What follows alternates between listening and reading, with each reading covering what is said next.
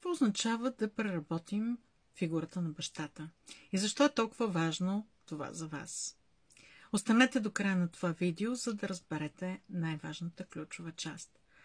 И така, ако вашият баща е бил емоционално студен и хладен, ако е бил осъждащ, критикуващ, неудовлетворен, ако ви се е налагало да заслужавате неговото внимание, неговата похвала като дете, или пък вашият баща е имал някакъв порок от сорта на консумация на алкохол или табак, ако вашият баща си отишъл прекалено рано от този свят, при всички тези обстоятелства е възможно във вашия живот да се проявят следните сценарии.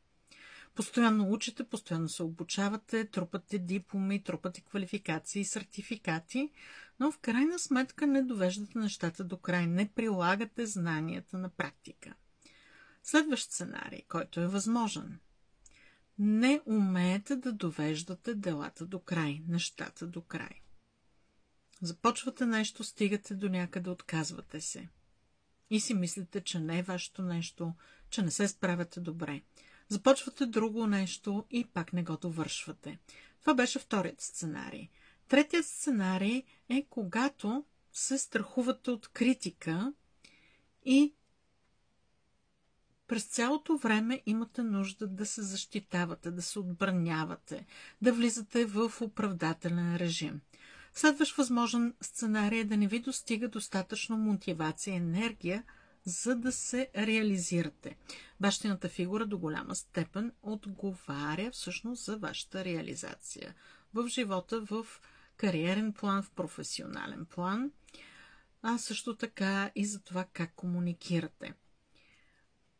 Друг сценарий, който е възможен при хладен баща или при осъждащ баща, когато всъщност ви е сложно да поставите цена на труда си. Трудно ви е да ви казвате, да казвате цените на вашите услуги, трудно ви е да повишавате цените. Изобщо там има казус, който не е изчистен и който е сложен.